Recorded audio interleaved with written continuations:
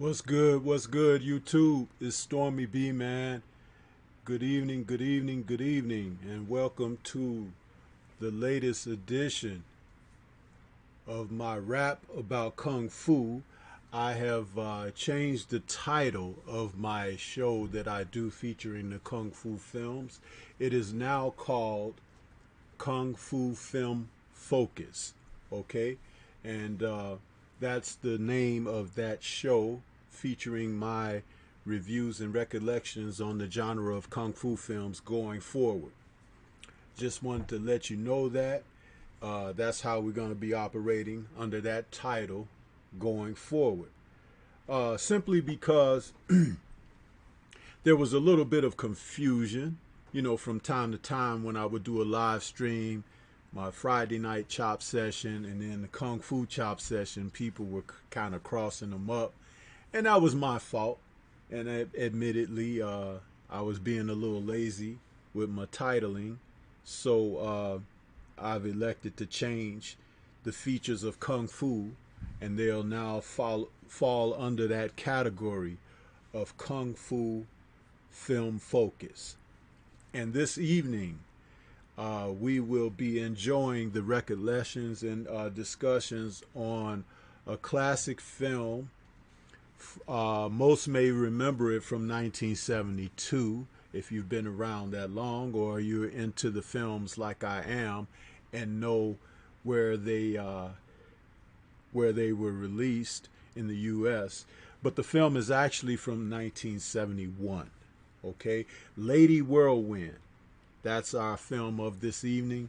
Lady Whirlwind, aka Deep Thrust, and it stars the classic and she what can we say, the beautiful Angela Mao Ying, as her full name is known. And this woman had the fortune of signing a contract with Golden Harvest Studios back in late 1970, where she was able, I think she was 19 years old at the time, and she was able to join the studio as an athletic actress who had a background in Peking opera. Okay, and Angela, like so many of her male counterparts, her history in the genre was really founded on her athletic talents and abilities. Many people don't know that she came up in the era of Sammo Hung and Jackie Chan and Yuen Biao and the Seven Little Fortunes and all of those guys, but her opera background stemmed from Taiwan. Okay, and as I said, she was fortunate to get the opportunity to sign with Golden Harvest Studios, where they were looking for young, fresh faces because the founder of the studio, Raymond Chow, and his executive producing partner, Leonard Ho, they had left Shaw Brothers Studios only a year and a half earlier, where Run Run Shaw ran the mighty Shaw Brothers Studios, and Raymond Chow was like his right hand man. Raymond Chow gave a great deal of ideas, fresh ideas, to studio mogul Run Run Shaw, and helped him make Shaw Brothers what it was. But Raymond was okay with being the right hand man because he had a lot of power in what he did with the Shaw Empire.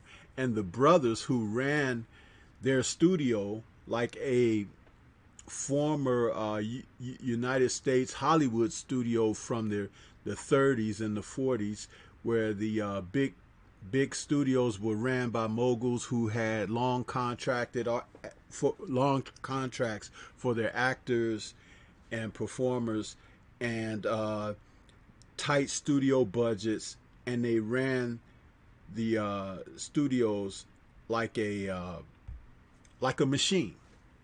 So Mr. Shaw actually adopted the American formula for that for his studios, and it ran very well for him. And he enjoyed long time success. He enjoyed uh, long time favor of producing stars. And Raymond Chow was right there under the umbrella, so he knew how everything was run. But as often happens in life, Mr. Chow could not compete with a woman. And as it came, Run Run Shaw took a mistress by the name of Mona Fong, and Mona Fong, who had a great interest in the studio's affairs as she got closer to Run Run, she made sure that Run Run kept a distance between himself and Raymond didn't enjoy that at all. So the executive of the studios for Shaw's became Mona Fong as Raymond decided to leave the studio, and he ventured just to Clearwater Bay and right on the slopey sites of Hong Kong, and opened up Golden Harvest Studios, which was a former textile mill, and also formerly Cathay Studios, who had ran sword epics during the 60s, but they shut down when their most of their staff died tragically in a airplane crash. So Cathay Studios had shut down, and the old mill was unoccupied for a duration until Run Run took over and began to start to turn out his own low budget fare. The only difference was his facilities were quite crude as opposed to Shaw's, who had acres of land and studio housing, film housing, dormitories, sets, outdoor sets, all built up on a huge span of land that the Shaw brothers had purchased in the 50s. Raymond Chow, he knew movie business, and he knew how to produce what audiences wanted. He had the background of listening to the audience's ear, and he was suggesting to Run Run at the time they worked together how to keep things fresh.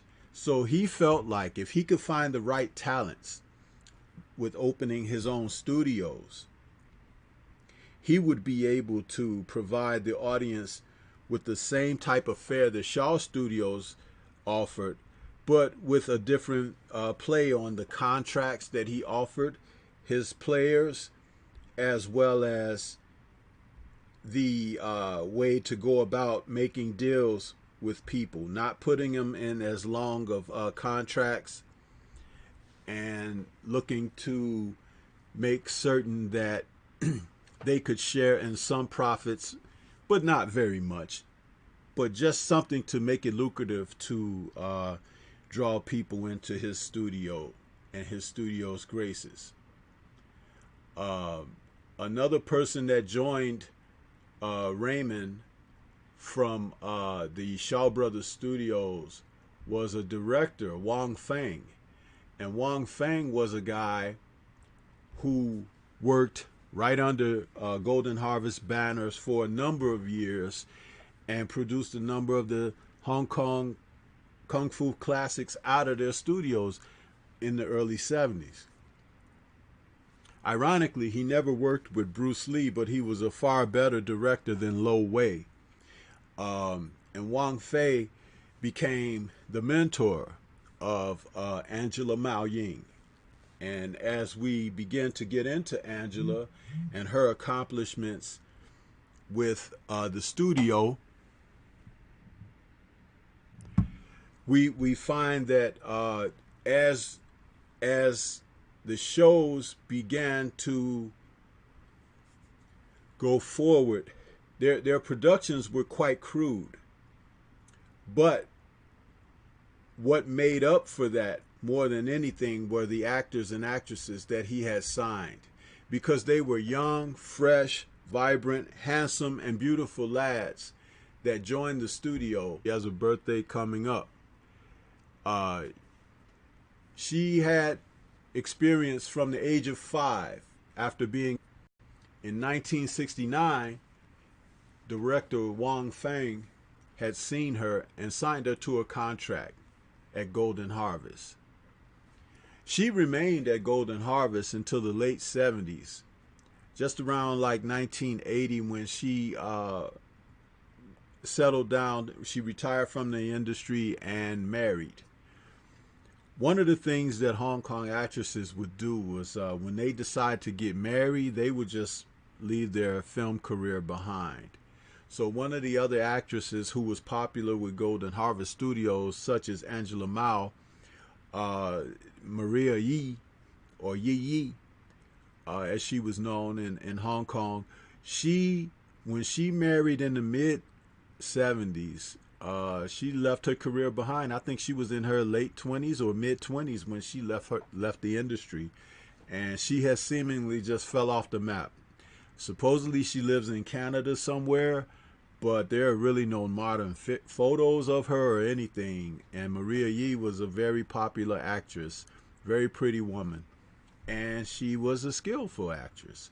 She usually played an innocent dame, but she was known for swordplay epics such as Shanghai Killers, and she also played in a couple of Bruce Lee films. Back to Angela Mao. With her filmography, Angela starred in films all the way, I want to say, up to 1992 or 90. It might have been even 1990, where she made an appearance in a film called The Ghost Bride, and she was well known for holding her own in the kung fu film genre. Angela is noted for films such as The Angry River, Hapkido, When Taekwondo Strikes, The Opium Trail, The Fate of Lee Khan, which was recently remastered on Blu-ray, so if you haven't had a chance to check that out, you can go and look on Amazon. The Fate of Lee Khan has been remastered, and she plays a very good role in that film. She's a co-star there. She played Bruce Lee's sister in Enter the Dragon, and she was also known for other classics such as The Snake Deadly Act, The Himalayan, The Two Great Cavaliers, Broken Oath, and there are far more films that I could name. But since we're talking about Lady Whirlwind in this particular show, it's like an introduction of Angela and also an introduction to the ladies of the martial art film genre, since I hadn't had a chance to talk about them very much lately. Lady Whirlwind was her first starring role, and in the film, Angela is depicted as a woman hell-bent on revenge for her younger sister, who was shunned by a man that she was in love with, and she committed suicide. So she seeks this gentleman out to avenge her sister's death. In the meantime, the gentleman that she's pursuing, he had a run-in with a gang that's running drugs and other sordid affairs out of a small town, And when he doesn't abide by their rules and policies, they set out to murder him. And leaving him for dead, he's nursed to health by a young woman who happens across his body as they left him for dead near a riverbank. The woman who nurses him back, her name in the film is Xuan Xuan. And it's noted, her name is called so many times by the leading actor who's playing opposite Angela in this film, Chang Yi. Chang Yi is famous for a lot of Hong Kong film roles, and people will remember him when they see him, because he played villains, he played heroes, but he was most noted in the later part of the 70s for playing villains. But in the early part of the 70s, he was cast as a leading role action good guy. And this was all before Bruce Lee came on the scene in Hong Kong film. So Chang Yi, his character being nursed back to health by Xuan Xuan, she is played by actress June Woo. And June Woo played a lot of bit roles in Hong Kong films as well. She's known as one of the damsel in distress type actresses. That's primarily the role that she played in films. There's another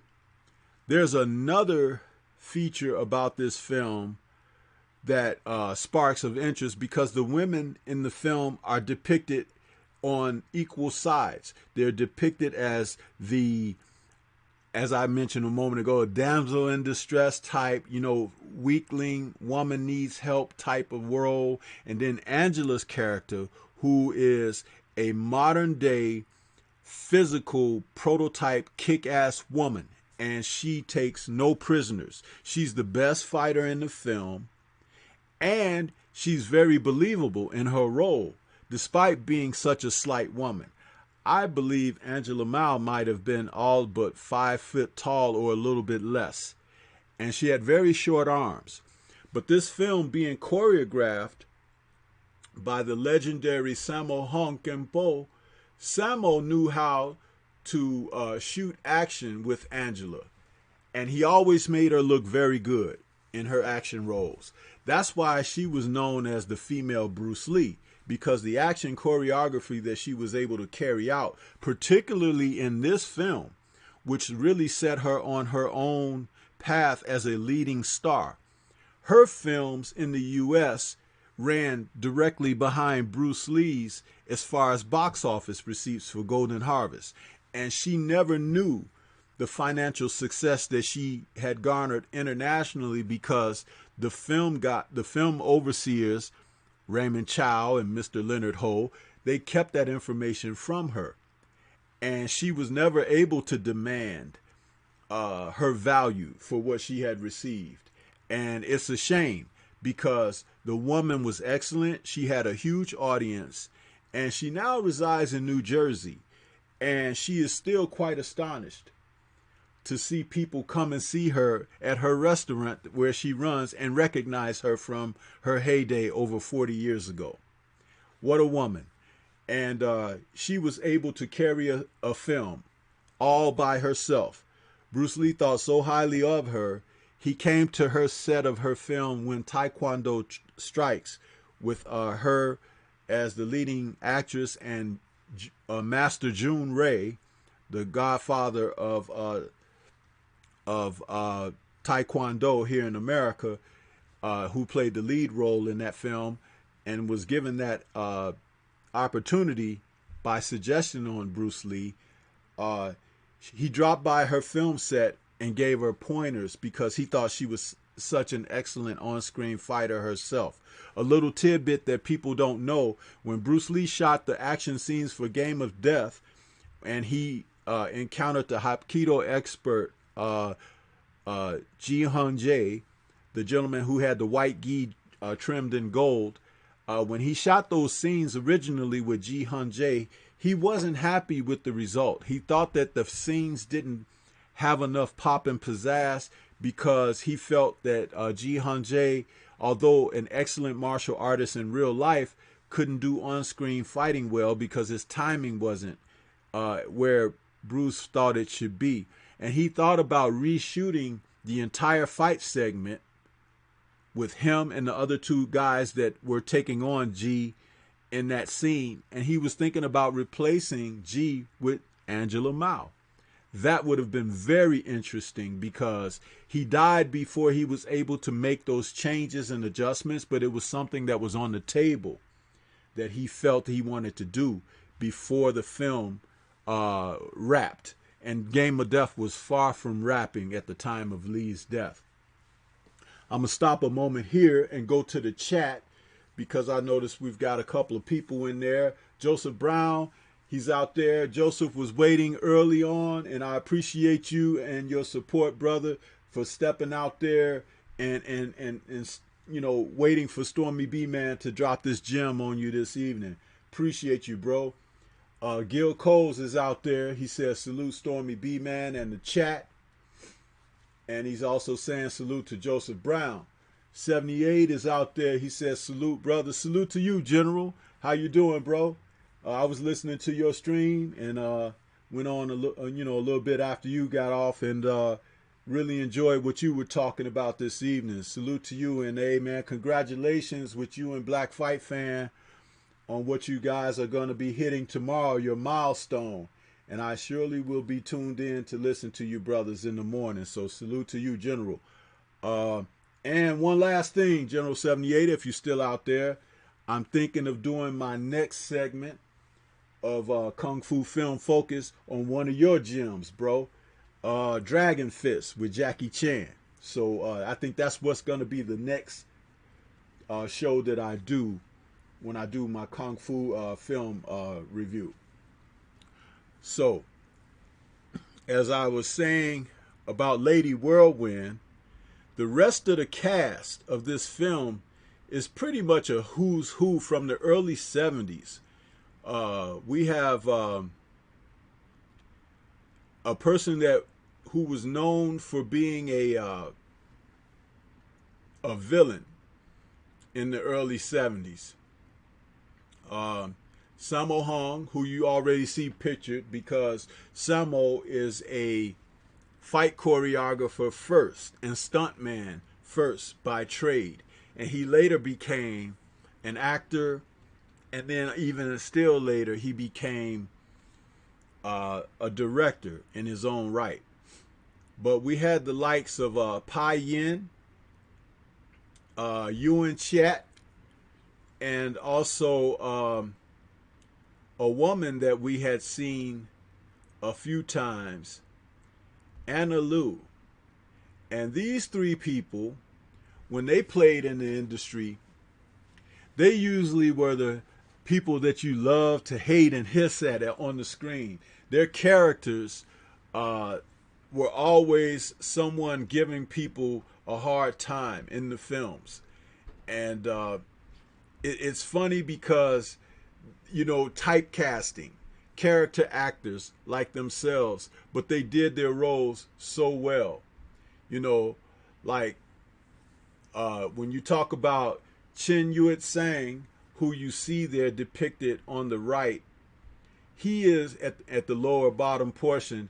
He's a guy that always played a villain, getting his butt kicked by the stars of the films and everything. But he was a great villain. He was always a guy that talking crap, always like just twisting a thorn in your side, and you couldn't wait to see him get his ass kicked during the film.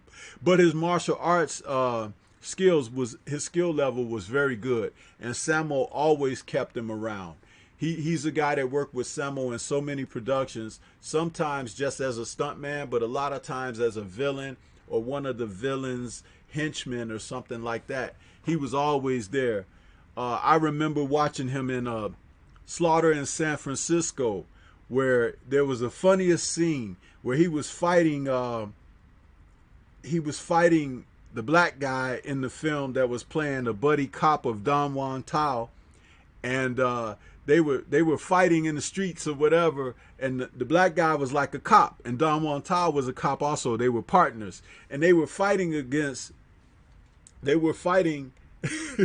This is so funny. They were fighting against Chen Yue Sang and his gang, and he punched him real good and kicked him, and there was a moment of pause where Chen Yue Sang pulled out a gun after, you know, like he got punched in the face. He was holding his jaw, and he pulled out the gun and shot it like sideways, like he was like throwing up a gang sign or something. But he shot the gun and pistol, and the bullet hit old boy. It grazed his neck, the black guy, and he started running. It was one of those funny scenes in the kung fu films. I don't think it was meant to be funny, but every time I see that movie, I roll like hell, man. That shit was funny as hell. You have to see the movie yourself to see what I'm talking about. It's an old film. It's a classic from the genre, but it's not a great film by any means. But it's known for having Chuck Norris playing his second evil baddie after playing the baddie in Way of the Dragon with Bruce Lee. So, and he faces Don Juan Tao at the end of the film. But I digress from Lady Whirlwind. You know, Lady Whirlwind, as Angela came out in this film, and she fought, she was the baddest fighter in the film. She whooped everybody's ass. And she got a great chance to whoop on Sammo several times in the film. I think she kicked Sammo's ass 4 times before he finally met his fate at one point in the film. But boy, he should have been tired of getting his ass whooped by her, because she was really laying it on him, man. And all of the other stuntmen in there, Wilson, Tong, there were so many familiar faces in the backdrops, but she really stood out in this role, and I could see why Golden Harvest wanted to keep her in-house, because she maintained, and at no point did you ever feel that she was really a weak person. She was very strong. Who think about it in that manner or give as much credit that is due. But that was definitely something that rolled down like Angela did. Angela was wonderful. And it didn't hurt that she was so sexy. You know, yeah, I like my Angela. So you guys, you probably talking about Stormy B, man, and how he, you know, he fawns over Angela Mao, but you guys have no idea. That was my first love, man. When she came out in the movie theaters, Angela was it for me. I thought that was all there was. Angela Mao. You know what I'm saying? So, but yeah, she was something else. But what a action film. There are a lot of fights in this movie. The fights are set up by, you know, little linking scenes. I call them linking scenes in Kung Fu films, because it's basically a little bit of dialogue to get you from one point to another. And then they get to talking about something, and next thing you know, they break out fighting again. So, you know, that's just the way of the Kung Fu film right there. That's how it goes. And I don't mind, you know, I like it. That's what I, you know, watch these films for, the action. You know what I mean? So let me go back to the chat. We got 89 TV in the chat. He says, salute. What's going on with you, 89 TV? Boxing Conversations with Reggie Owens. He says, salute my peoples. What's going on with you, Reggie? I see, Reggie, you be coming around for a little bit of Kung Fu fair now, huh? Well, let me tell you something, brother. This is a great one right here with Angela Mao Ying, Lady Whirlwind, man, where she is definitely the pontification of the name in the title. She goes through this film whooping ass and taking names, and there's a few I don't give a dams and everything that she spews out at these bad guys, and she threatens them and tell them what she gonna do to them and where she gonna put her feet, and she does it. And I love it. And it's one to watch, because that's what it's all about in Kung Fu films, putting your foot in somebody's ass. You know? Joseph Brown says, Gil Cole salute. And he's also laughing. Ghosts like Angela too. Yeah. Let me tell you, man, Angela was something else, bro. Had a Jones for her. I was a little boy, but I was like, I knew what that was. Mm-hmm. Reggie says, yeah, I'm tuning in, OG. I appreciate you, bro. I appreciate everybody who's out there, man. And, please hit the like button for you brothers that's out there. And for those who are just onlooking and out there, please hit the like button because I'm sharing this information and talking about these films because I love them. And I'm sure some of you guys love them as well, if not like them. And they are guilty pleasures. That's what I like to say about them. These films are guilty pleasures. So, that's that's what I wanted to say about that, So, but yeah, what a lady though, man, Angela Mao Ying, in this film as she goes after Chang Yi, the man who she blames for her sister's death. He keeps asking her to give him some time so he could take revenge on that gang that left him for dead. But she was like, what if they kill you? Then I won't get revenge for my sister. So she's like really, torn between giving him a chance to do his business because there's a certain amount of martial respect there. You know what I mean? It's like these guys, they have that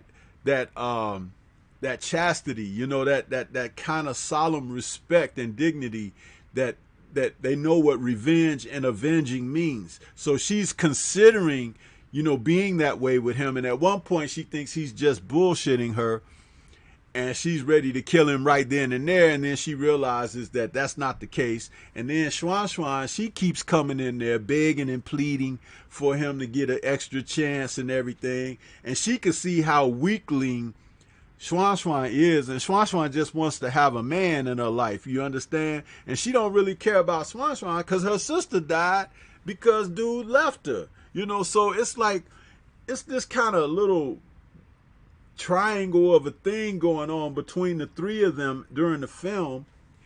And then, of course, when he tries to go after the gang catches up with him. They kidnap Xuan and they beat him to death almost again and leave him for dead. They try to bury him in the ground with only his head sticking out the ground. And it takes Angela to come and rescue him from that. And then he gets beat up some more. It's like, it's really funny how all this is going down. But he learns the shadow fist from an old man who was bitten by a snake. And he found the old man in the woods, and he's all beaten up, and he see the old man. He tries to offer help to the old man, and it turns out that the old man is a Taoist priest. He's carrying around these herbs and shit. And, due to the snake bite, he's in bad shape, but he helps nurse the old man back. And the old man decides to teach him some Tai Chi, the shadow fist, So he learns how to fight a little better. And while he had escaped to that, Xuan didn't know where he was.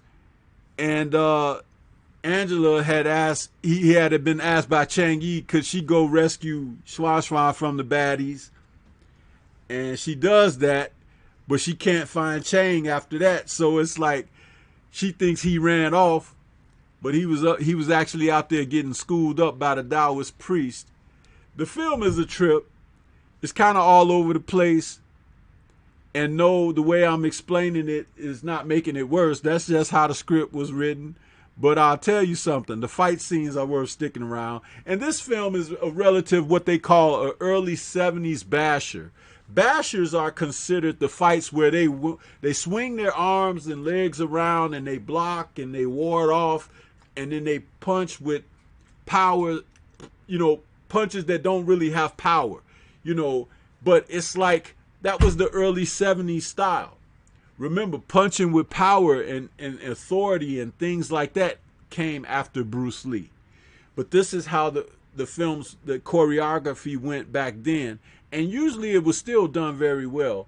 High leaps were performed with trampolines that were hidden by cameras and things like that, or hidden behind furniture or behind bushes or trees or something when they were outdoors. But they used trampolines to exquisite effect, being able to do these death-defying leaps and everything. So that's one of the things that's memorable about early 70s, bashers, kung fu bashers. And that's what these films were. When they didn't use weapons, they were called bashers.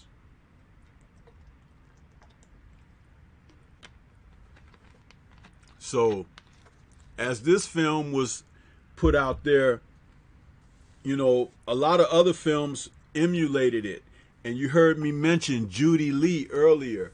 Judy Lee became another actress that found fame in independent production companies' kung fu films, where she was a star along the lines of Angela Mao. But she didn't have what Angela Mao had. Angela had a certain charisma about herself. Judy Lee could fight and could perform the acts similar to Angela, but there was just something about Angela's chemistry. She had something very special going on, man. And Judy Lee was probably, a close second or third behind her, but there were a number of Hong Kong starlets at that time. Even Shaws began to look for someone that they could put in roles similar to what Angela could do, but they could not really ever find anyone to match what Angela did. Now, Lily Lee, who was a young actress with their studio, who ended up playing strong roles for them, she was prominent, a good actress. She had her own charisma, but she was no Angela Mao. And then they also had Kara Hu Ying. And Kara Hu, she was like a protege, like Gordon Liu under Lau Chai Lang, and she was a great film actress in the Hong Kong film industry of Hong Kong kung fu films. And she's really noted for her role in My Young Auntie. That was her breakout role there. And she was a very gifted actress. And she's still in films today and still a little bit active today. Very, very much a legendary actress in her own right. Let's see. Back in the chat, we got Joseph Brown. He says, just like me, a Sade man. Love some Sade. Yeah, man, Sade is something else, man. But I'm going to tell you something. Angela came before Sade, man, so I'm sorry. I still will go for Angela. Angela was just something else. And she could whoop ass. Do you know sometimes you might not feel like putting your foot in somebody's ass, and your woman says, hold on, honey, I got this. And she go out there and start kicking some ass, man, dude, that's a match made in heaven, boy. And he says she was Bruce Lee's sister that was killed in Into the Dragon. Yes, absolutely, Joseph Brown. Angela Mao Ying played Bruce Lee's sister in Into the Dragon. Macadam 1 is in the building. He says, salute Stormy B, man. Got some storm clouds with the deuce. Hey, thank you, brother. Appreciate you, man. Appreciate you big time. You know what I mean? So, yeah.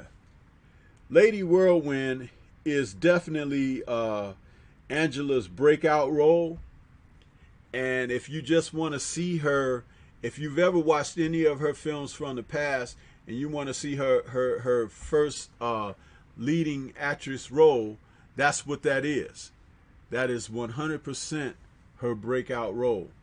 And she was doing her thing in that film, man. She was doing it to death, as James Brown and the JBs would say. Doing it to death. I really liked how she carried herself in the film.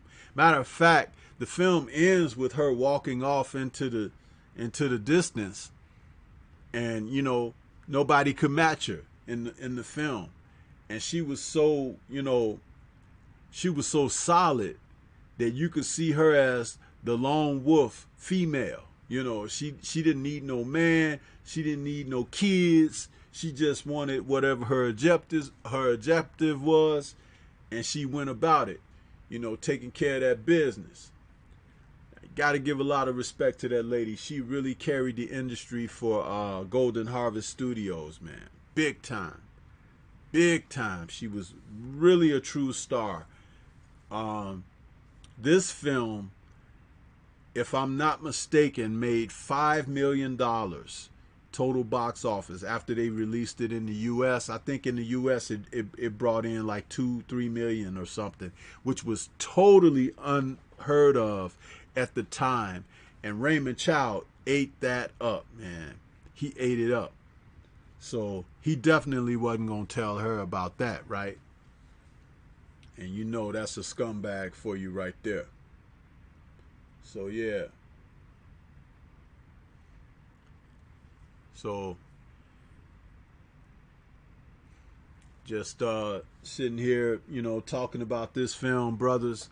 You know, I try to give you background on the actors, the actresses, the producers, and directors, because as you're being introduced to these films, to have a little bit of insight as to who these people are that we're discussing, it can kind of help you as far as learning like what you might like, because it's the same thing as American films. You have your fare that you like, but there are certain directors and actors that perform that, you know, when their next joint is coming out, you can't wait to see them because they've touched you in a manner of which you like to support, you know, their efforts and what they give. And Angela Mao is definitely one of the queens of kung fu films, but she's at the top of the list as far as I'm concerned. There may have been even more athletic people who came along, you know, in the subsequent years after she went away from the industry. But during the early 70s, it was Bruce Lee and it was her, Mr. and Mrs. in the Hong Kong film industry's box office. They could do no wrong. And she was a badass. 100%. 100%. So, as we talk about these films, it's really gratifying knowing that there's an audience out there like myself that love the films and want to talk about them and revisit them and things like that, you know. I appreciate you brothers being out here kicking it with me about these films. You know, I really do. I really appreciate it, man. So, you know, let me see. We got Dreezy KO just popped into the building. Joseph Brown says, Lady Whirlwind, I will check it out. Yeah, check it out. And Dreezy KO has said, did you like Zhang Yi acting with Kung Fu? Zhang Yi was okay. You know, she's more modern, and you could tell that she doesn't really know martial arts. What she did was taught on the set. Angela was like really good in martial arts. There's a story that she told in an interview that she did way back in 1973, and she was coming home one night and some guy went to rob her, you know, and she broke out with some taekwondo moves on the dude and busted him up real bad, and he took off running like a bat out of hell. And you know, she's such a small woman. Like I said, she's barely 5 feet tall. She might be 4'11", but she's such a slight woman. To know that she was able to handle herself like that, you know, and it wasn't because of her film roles, it's because of her opera background training and everything. She knew how to fight, man. She was the real deal. You know, Judy Lee, she's a beautiful young lady, very very good actress, but she's not a real martial artist. And that's the thing, Dreezy KO.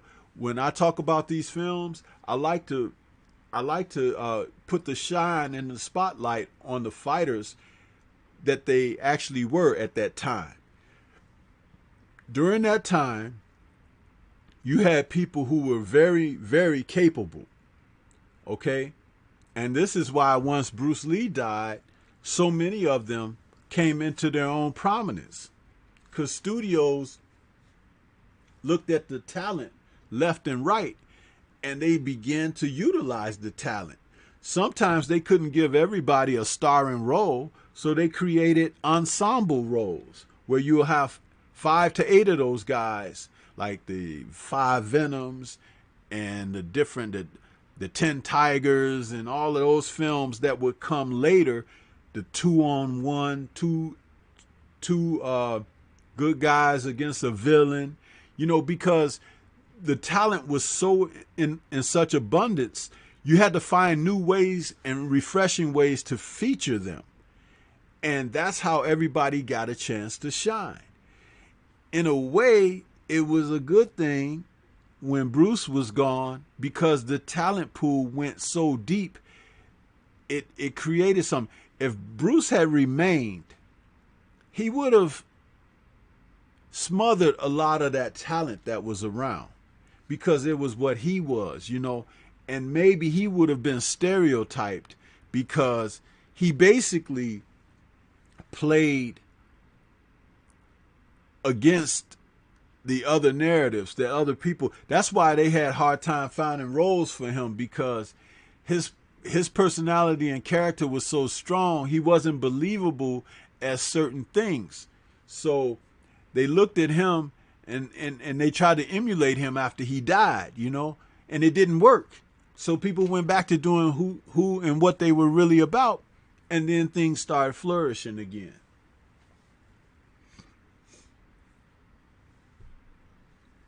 Joseph Brown says, she beautiful. She has that sex appeal and fierce, no-nonsense look. Yeah, you talking about Zhang Ziyi?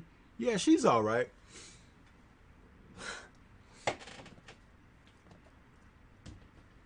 But she's not a real martial artist. That's what I want to stress. And I kind of like the people who could do it for real. At least from that era. Everybody from that era could do it for real. So, yeah. They found ways to put those people on front. Mm-hmm.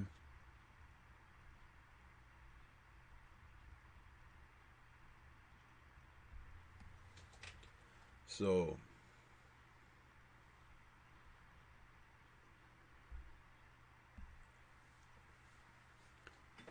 Dreezy KO says, do you think Bruce Lee would have been able to play a villain role? I'll tell you something, Dreezy KO. I think that's where he was going to excel as a villain, because he had a very strong personality, and most of the guys in the early 70s who played the heroic roles, they ended up great villains. Carter Wong, Chang Yi, who else? My man from Shaw Brothers, T. Long, what's his other? Chen Kwa Tai. Those guys, they were strong heroes and heroic. Okay, but when they start to play villains, that's when they were excellent. I mean, think about Chen Kwa Tai when he was in what's that film?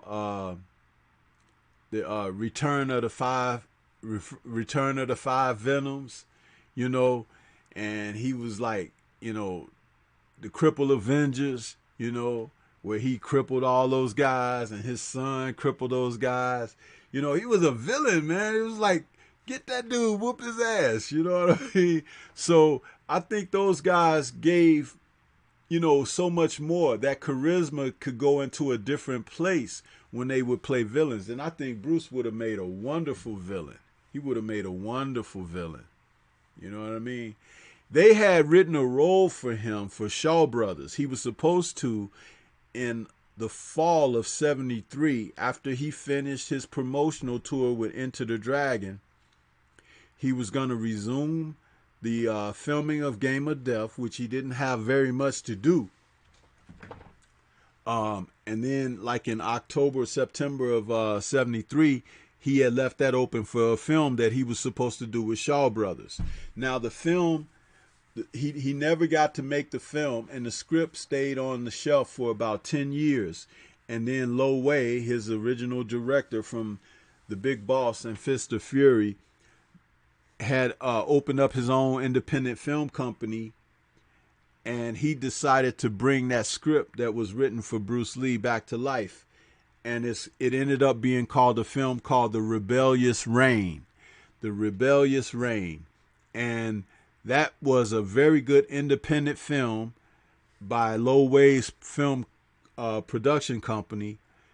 And the leading role of that film was supposed to be the role that Bruce Lee was supposed to play.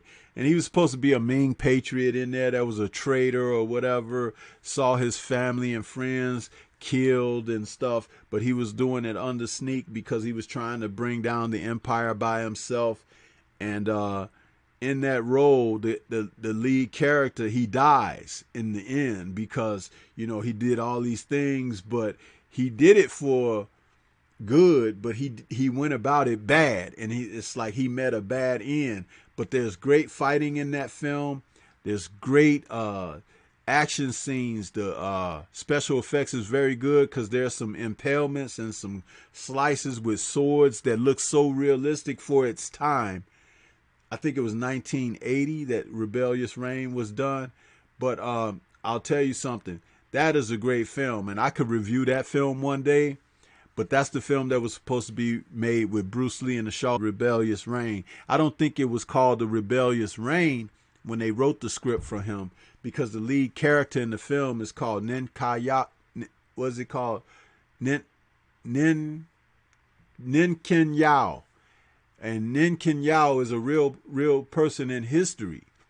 And they wrote that role for Bruce Lee. So that was an excellent question, and I appreciate that, because it's questions like that that make me speak about my knowledge about the films that I like to share with you guys, because I want you guys to know that when I talk about these movies, I could talk about them more and more in depth, but if you give me the questions and I get a chance to talk and respond to them, that's where I could share my knowledge, because I don't like to just, just be talking, because I think I lose people, or people are not disinterested.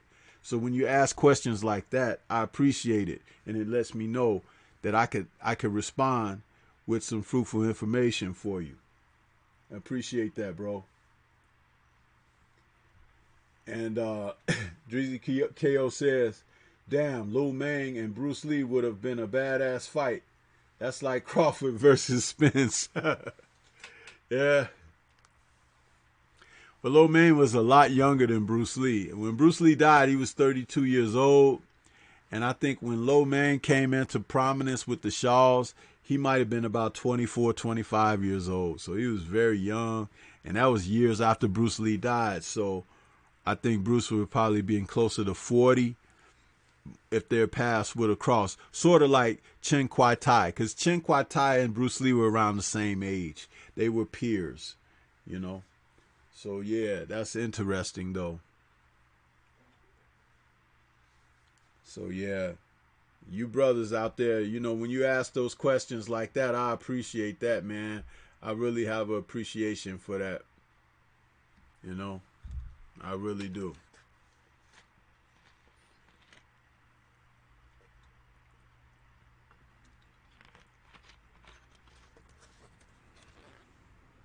So, yeah.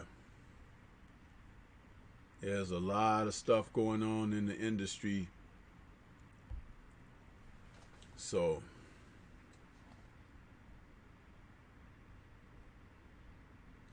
but if you guys got any more questions, I could take some questions out here right now for these last few minutes that I have for the show. Otherwise, I'll go ahead and get ready to shut it down because I don't want to stay on too long. You know, I like to keep these film shop shows kind of like, right around an hour or so. Let you know that's how I do it. So I enjoy doing that. I appreciate you guys, tuning in, listening, because I can talk kung fu films all day, man. Appreciate you guys.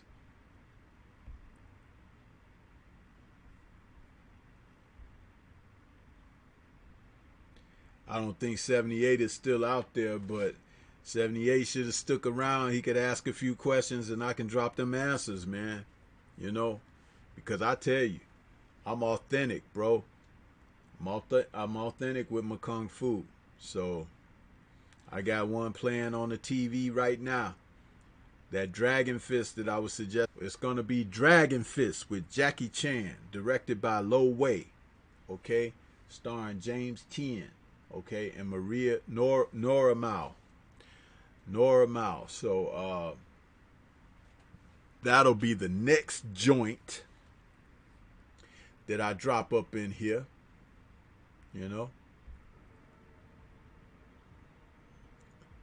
So let me just say, man, it's been a lot of fun, brothers and sisters, listening in to the focus, the kung fu film focus.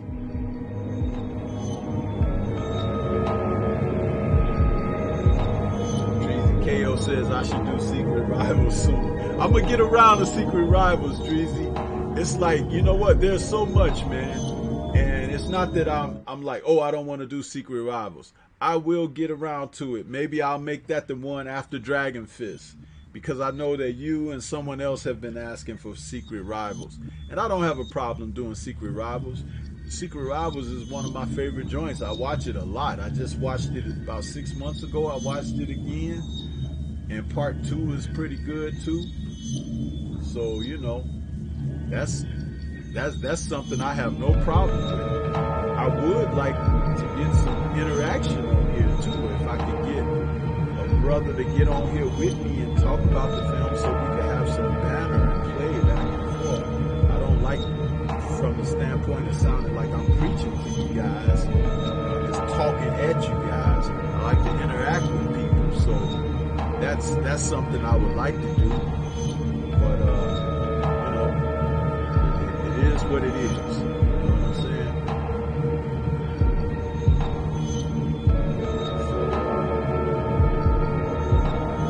Yeah, Joseph Brown says, great segment. What's the next one? There's probably the Dragon Fist, man. Then after that, probably Secret Rivals.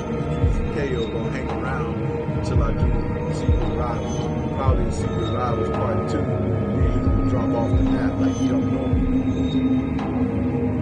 And I see y'all hanging in the chat, man. But I got a little icon up there for it now for the PayPal. So it's you can hit that. I see Joseph Brown hit that. Let me go to the PayPal and do an acknowledgement there, because I like to acknowledge while I'm on the air. Let's see what we got.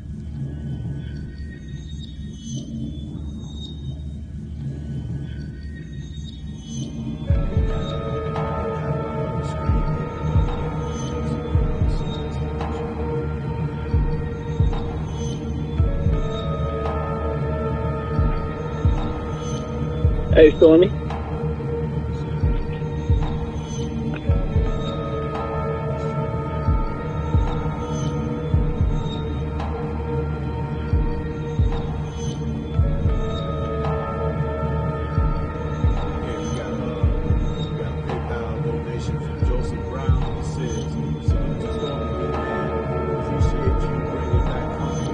To the community. I'm like a kid in the candy store.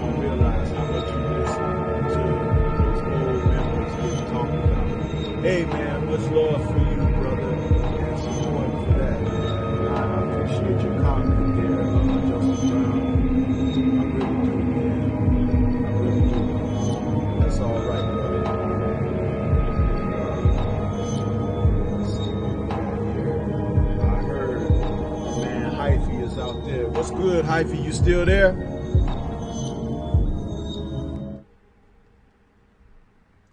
Hey, you told me you know you ain't no good, man. You know What's what you up? was doing. Huh? You gonna pull a whole Angela Miles stream, and you ain't gonna invite the Angela Miles King. What's up with Oh no, brother, it's not even like that, man. Remember when I sent you a text earlier and I said I'm doing Lady Whirlwind and you didn't come right back to me. I put my reminder out there that I was doing it at 8:15, you know, and everything, man. And I know you're doing a lot of other stuff. Hey, and that's it in a nutshell. It wasn't I was trying to exclude it? you. Hey, nah, I hit you back, but I was over here listening to you get it in about that movie, and the reason it's kind of funny because you told me you was gonna do that movie, and I went and watched it last night too. Well, you know what? I'm gonna say this, man. We still on air. That's your Yeah, that yeah. that's your girl too, Angela Mal. You just heard me say I like to have some brothers on here to talk about it with. We could cook for a few more minutes so you can get what you want to say about, you know, everything out there, and there's still some brothers, you know, listening. So I don't mind, Yeah, bro. I really don't. that's You should have just that's hit why me before start time and we could have did it together. that's why I hopped on real quick. Yeah, I was just watching that movie. Look, I watched it last night, and it was so damn good. I woke up hella early this morning, and I ran that shit back and watched it again. Yeah, man. And of course, that wasn't my first time seeing it, of course. But you know, you don't see a movie 6 months or more go by. You just, you know, you see a movie and it's refreshing. Yeah. The thing about this film here, it kicked off her career. You know, when she got signed to the studio, she did a couple of other films that got released before and after, but this was her starring role. And Yep. boy, she shined like a star in that film because she was she had personality. You know, she had character. You could tell that she wasn't nobody to be fucked with in this film. You know, her whole disposition was different from any other Chinese woman that you may have seen in films. The only other character that I could put in comparison in Chinese film might have been the character that Chang Pei Pei played in Come Drink With Me. But even in that film, Come Drink With Me, Chang Pei Pei's character toward the end of the film, she, you know, when she started dealing with Yuen Hua, not Yuen Hua, I forget his name at the top of off the top of my head, but when she was dealing with his character, she started showing that feminine, soft side. Right, early in the film, she was a kick-ass broad, but then in the end of the film, she got soft and stuff. Well, Angela never got soft in this film. She kicked ass from beginning to end. And that was something that was not normal in Hong Kong film industry back at the time. It was either, you know, little weakling women or women that got slapped around or something like that, or prostitutes or something. This lady came in, she was an assassin. She came in, she started blowing through the town, and all the bad guys kicking everybody's ass like it was nobody's business, man. Hey, speaking of prostitutes, remember when the nigga when he went to go see his brother and he was like, he said, hey, go get yourself a bird. And he looked at his brother and said, what's a bird? Yeah, and he told he's like, it's a girl, you idiot, or something. And then he was like, I'll help you go over there and pick some out. And his woman was like hell you will. Yeah. That nigga said, hey, go get you a bird. He said, I'll take two. Yeah, you know, she was like the landlady. The landlady is always, you know, pretty much like a role, you know, kind of, I guess you could say kind of like the villain role. Hey, but she was talking about Angela. Hey, she served the shit out of you know, the bodyguard dude who was there to protect the brother. Yeah. She served the shit out of him when old boy couldn't. You know, he had messed old boy up. But yeah, she served the shit out of him. And I think he tried to do that, like some type of like jump or leap.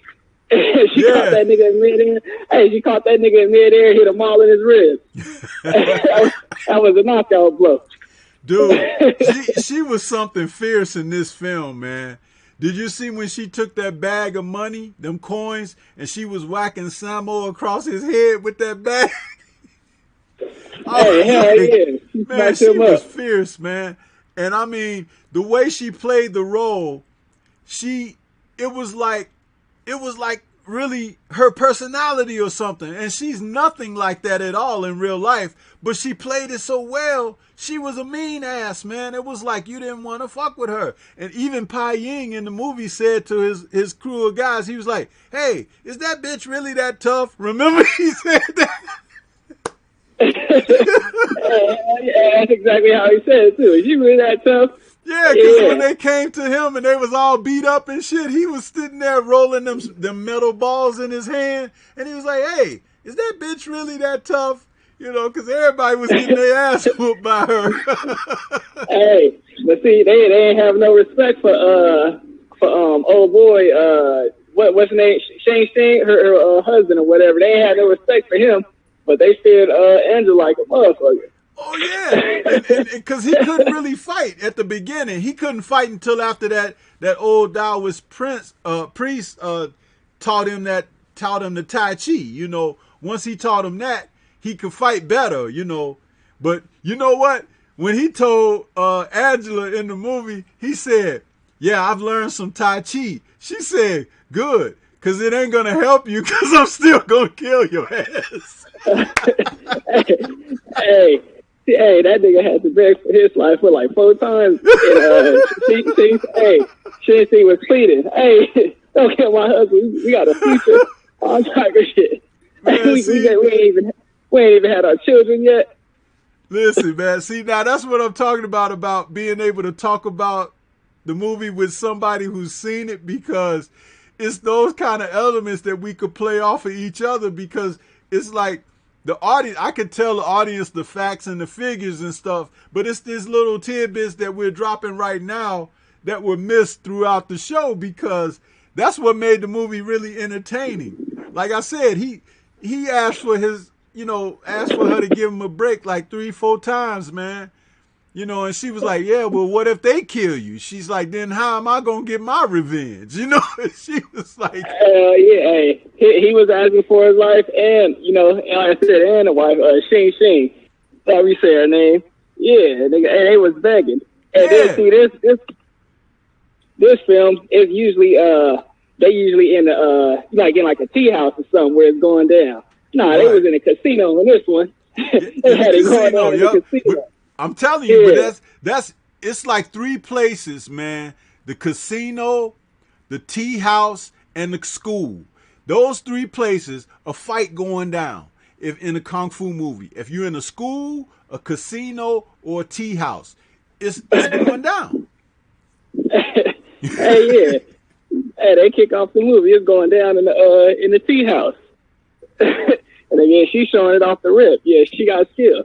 The only person, well, you know, who was able to do something too was when Xing cracked her over the head when she was fighting over board. Hey, I was the one here to quit it. She got her with it. She was hot after that. I know I ain't gonna let none of these niggas with me. Remember when Chang Yi got beat up, and then she had saved him, right? And then he was calling for his girl, Schwan, Schwan, Schwan, Schwan. And then he reached up at Angela. He was like, Schwan, Schwan. She slapped his hand away like, I ain't Schwan, Schwan. What the hell wrong with you? Yeah. Hey, I think was looking for a savior. She's like, nah, nigga, I'm still serving you up for me. Nigga, this all me. Yeah, man. I'm telling you, man. I really like the movie. It's so, it's so 70s, kung fu. That's what it is. But the thing is, it's like she's the man in the movie. But she all woman though. And it's like she's a badass. Man, she come through town like a fucking hurricane, whooping them dudes' ass. Hey, and you know what's so cold about her style in that movie? Because you know her being petite and short. She, like I said, she probably was like 5'1", 5'2" at most. But her style is like a counter style. So if you see, she do like she kind of like a Terrence Crawford. She take a step back and then she just counter your ass. Like she used your momentum against you. That's what she kept doing. Yeah. All throughout the movie, she used your momentum, your forward momentum against you, and she'll tear you up. Yeah, and see that's that choreography by Sammo. Sammo always, this is the thing he did not get credit for. Sammo would always use a person's abilities to the best, at their optimum. He knew how to make somebody look good. Even if you weren't good, whatever you could do well, he would find that and amplify that for you. And that would be your featured, thing when you having a fight scene that he's choreographing. That's the one thing that he was excellent at. The one thing that I had a problem with Bruce Lee's choreography is this. When he choreographed other people, it was almost like he went through the motions. But when he did his scenes for himself and involving himself, he always amped it up, and made himself look more superior in a certain manner. And the thing about that is he could have did that for other people too. But primarily most of those that he was working with, they were a lot younger than him and they weren't as experienced at that time. But had he lived a couple of more years, he would have ran across the likes of like Wang Lee and guys like that. Because Wang Lee was fucking incredible. You know what I'm saying? And I would have loved to see a fight scene with Wang Lee and Bruce Lee. Man, you talking about something that's, if you thought Bruce Lee and Chuck Norris was good in Way of the Dragon, man, something with Wang Lee and Bruce Lee, or Bruce Lee and John Liu and those kind of guys, Tan Tao Lang with them, those kicks. Tan Tao Liang, Don Wong, Casanova, all them dudes. Yeah, man. Those guys, they came later, like 4 years after Bruce was off the scene. That's when those guys started popping up, Yep. Yeah, bro. Hey, and whoever out there listening, most of my avatars I be having, on my on the Discord, YouTube, most of them avatars be Angela now. Probably like 70% of them. That's what I be having on my profile all the time. Yeah, that's true. That's true. That's how I knew you loved kung fu movies when I first met you on YouTube. I said, this brother loved kung fu movies. He got Angela Mao up there. What you know about Angela Mao? You remember me asking you that when we first met? I was like, hey, Hyphy, what you know about Angela Mao?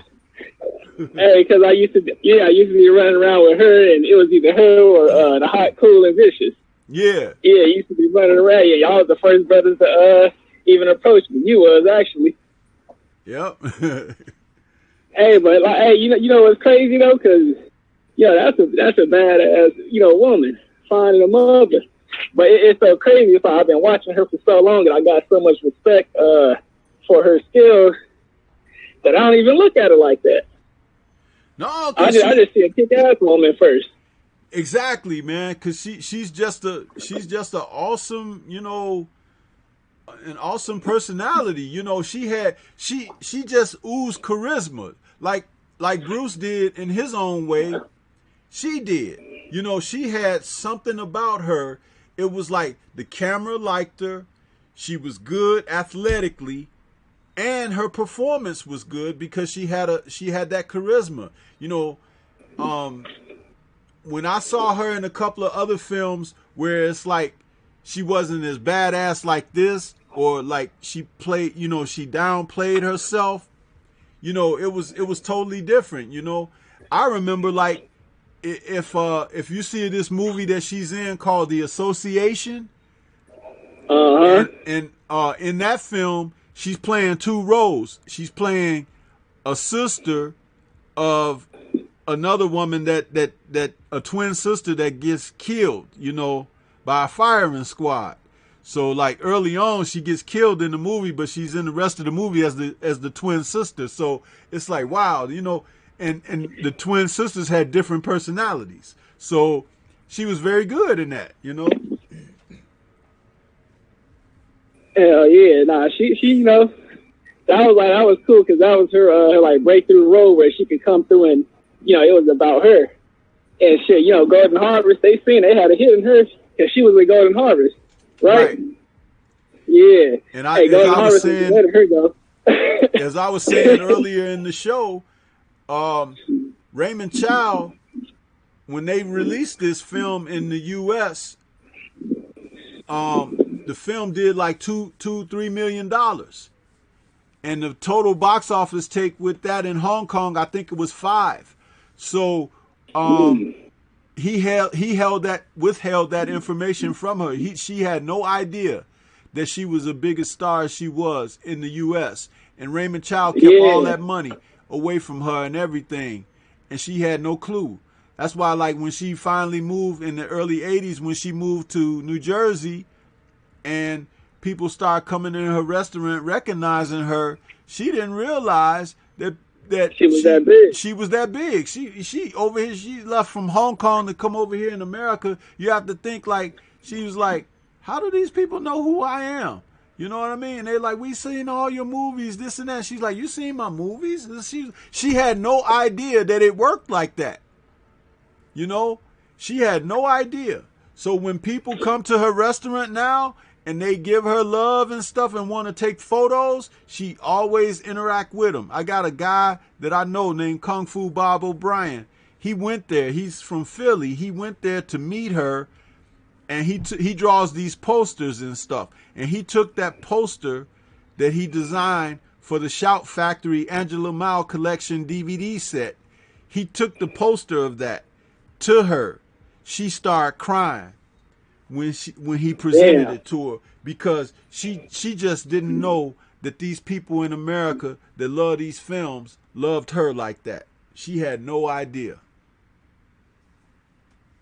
Yeah, that's crazy too. Yeah, I was just about to say before you got into it. You see, I'm glad that she was one of the few that she came over to America, and like you said, in the '80s. That's when she seen that she was popping like that. So yeah, of course she knows she missed out on hella money. Was getting she was getting juiced, but at least she seen her. It was definitely a appreciation just for her. Her specifically, her work and stuff. That was a good feeling. And like you say, even now she was able to capitalize off that. I believe her restaurant is still up and running to this day. So even she ain't get the money that she was supposed to get. By oh boy from Golden Harvest. When my buddy went to her when he went to her restaurant, that was just a couple years ago when he went. I think it was in 2016. That's when he went to her restaurant and met her. I got an email that he and I exchanged that he talked about that. I'm actually going to invite him on this show, this Kung Fu Film Focus, and have him talk about something, because Kung Fu Bob, he's well known in the Kung Fu movie industry and forums out here. He has a website and everything. The Shaolin 36 Chambers of Shaolin website. You go on that website and they do T-shirts and all that stuff. All that stuff is designed by him. So it's I know that site. I didn't know that was your boy. Yeah, that's my boy, Kung Fu Bob O'Brien. We've known each other now for about 8 or 9 years. He sent me a couple of personal pieces. I've got like the 5 Venoms from the Mask Avengers. He did the movie poster art for that DVD. He sent it to me. He sent me a screen print when he finished. He sent me some CDs, soundtracks for Way of the Dragon and everything. He's a real cool dude. Got a real big old beard. Kung Fu Bob O'Brien. He's got this big old beard, man. And he's a cool dude, man. He's very cool. And he knows everything about Kung Fu movies like we do. And more. He's the coolest guy, man. But that 36 Chambers of Shaolin, or Shaolin 36 Chambers website, he's very active on there and on the forums on there.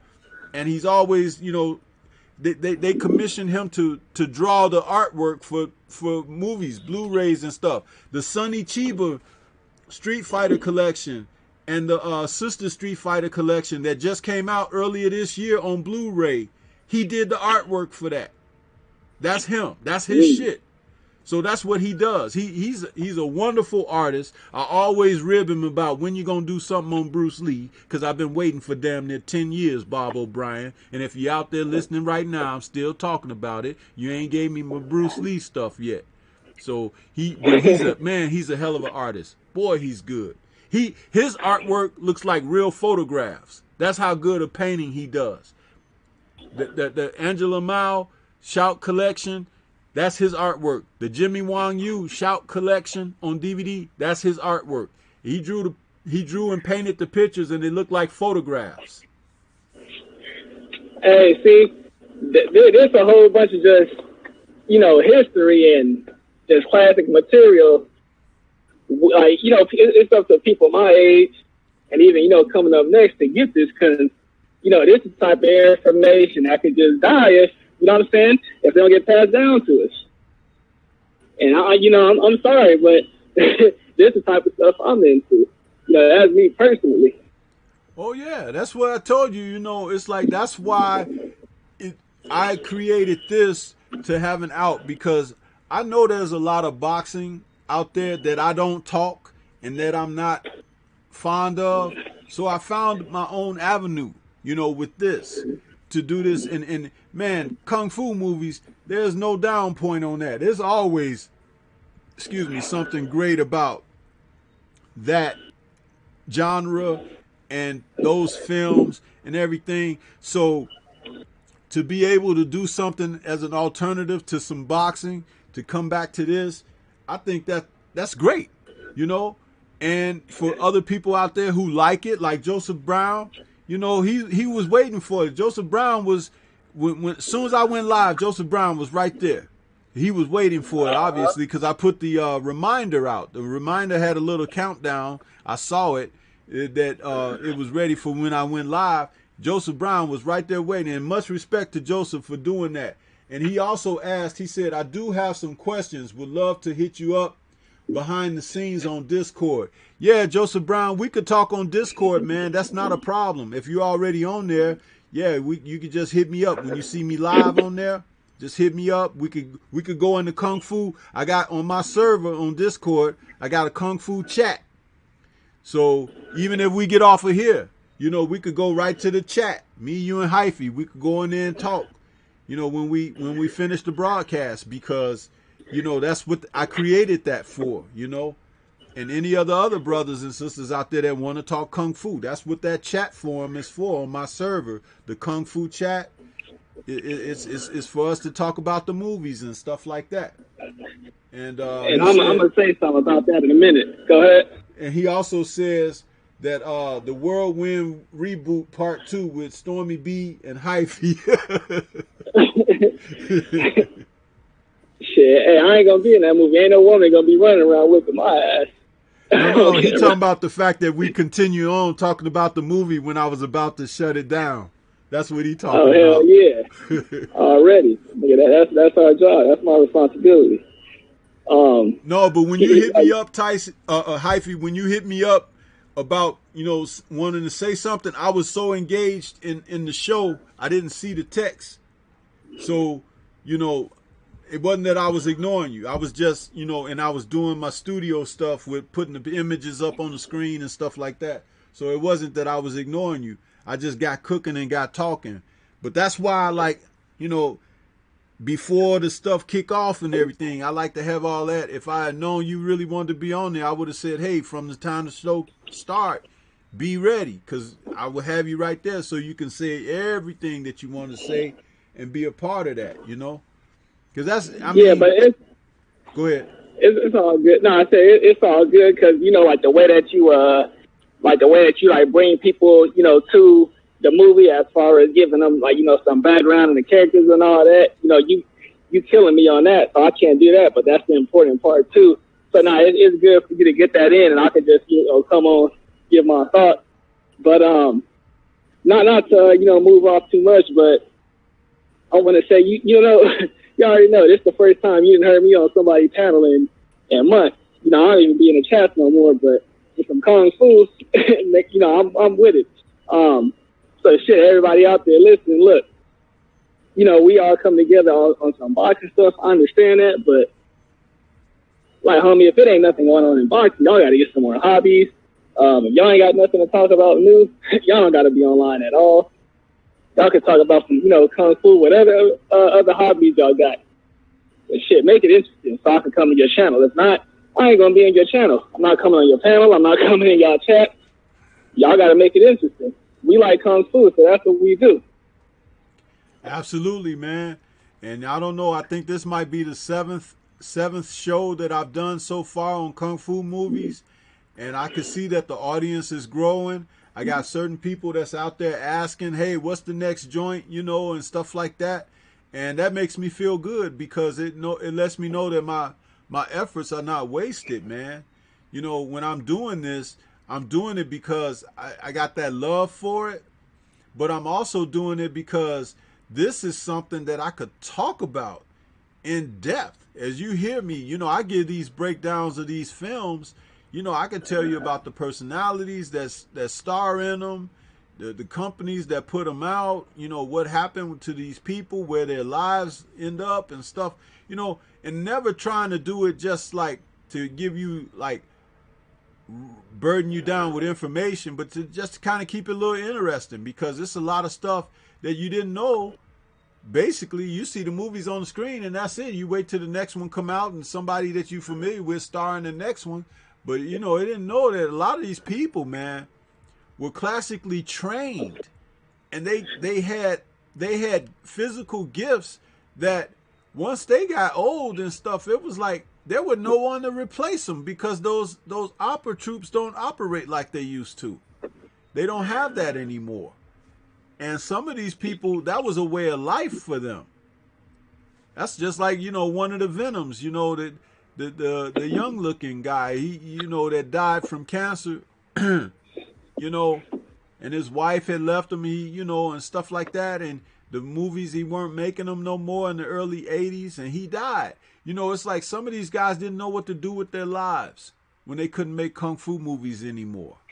You know, it's almost like a fighter, you know, he has to retire early, maybe in his late 20s, and he can't fight no more. He's trying to figure out what he's going to do with his life, because all he knew was fighting, you know, that kind of thing. And this is, you know, I like talking this too, because, you know, like I said, when it's slow in boxing and stuff, or you got to talk about, oh, you know, this dude, like, for example, the stuff that's going on this Saturday, it's stuff you don't even really want to talk about. You're just talking about it because it's part of the sport. That's what I'm saying, bro. You can move on to something way better. You can talk some movies that you actually like. Why you got to be surrounded with fighters you don't like? You got to talk about them for 2 hours every day. I'd rather talk some kung fu. That's the only way I'm coming on the panel. Yep. And I try to, you know, and if you notice too, Hyphy, with me and the movies that I've been doing thus far, like the Shaw Library is over 900 films. That's the Shaw Library alone, okay? And those films got remastered in the early 2000s by Celestial Pictures. And you can find the films on Amazon Prime. You can find them on Netflix. You can find them a lot of places. I got a number of them on DVD. Can't even count. But at the same time, that's a huge chunk of the Kung Fu genre. But that's not the whole Kung Fu genre. So if you notice, I haven't done a Shaw film yet, because I want people to know that, yeah, Shaw may have cornered the market on the industry, but that wasn't the only good fare out there. So when I talk about these films, there are a number of independent films and other smaller companies like Golden Harvest that made kung fu films and that are classics that we didn't know. You think about Shaw Brothers, you just think that that's all it, but it wasn't all under the Shaw umbrella. You know, it's like there are a number of other films, and some of the small independent companies that produce kung fu films. where they didn't have high production values and they usually fighting out on the countryside somewhere or something like that. Mm-hmm. That's done like that by design, because they didn't have huge production values. So it's easy to set a camera up in the woods or out in on a mountain somewhere and have the guys fight out there, because hey, they didn't have to have sets and chairs and glass and vases and shit like that. That shit costs money, so that's one of the things that I wanted to point out. And that's why you haven't seen me talk about a Shaw production yet. And it's not that I'm hating on Shaw's, because I'm not. I love Shaw Brothers films. They look beautiful with their sets and high production values. It's just that there's so much more to the Kung Fu film industry that it's like I'm starting with that lesser stuff, because it's like we know what the Shaws got, and eventually I will be doing some Shaws material. But I'm trying to just bring people in with stuff you may have overlooked because you were so looking at the Shaws. Hey, and before I get it, say anything else, see that movie right here, Lady Whirlwind. I think if it's on YouTube, I know it's not the English dub version because I couldn't even find it on YouTube. Of course, if you got it on Amazon Prime, you can watch it there. But I actually watched it. I found just like a video on the web, like online. Just it plays right there. If anybody want to watch this Lady Whirlwind, just holler at me on Discord or hit Stormy B, man, email up and I'll send you the link where you can watch it in English dub. Y'all can watch it and stuff. And also, if you have you made up your mind on what's going to be the next movie for sure next week? Yeah, I said already it's going to be Dragon Fist with Jackie Chan. Oh, okay, yeah. Because see what people could do, y'all could go and watch that movie, and y'all gonna see the movie, but then that's when the Stormy could come back and give y'all the breakdown, the history of the main characters, the plot. Oh, that might have been a movie. That might have been a remake, this movie in the past. Oh, he could give y'all, the politics behind it and everything. The same way, he could do some older boxing fights. Right. So, yeah, y'all out there listening, y'all should go and y'all should come, just like homework. Do y'all homework. Go watch this film before y'all come back next week so we can, really get into it. Y'all can understand, more of what's going on. Because if y'all didn't watch Lady Whirlwind, I hope y'all do, because... Yeah, Angela Brown be putting it down. You heard me? Yeah, for sure, man. Yeah. For sure. She put it down. But yeah, man, it's, a hell of a film. Was from like 72, we said? 1972, that's when it came out?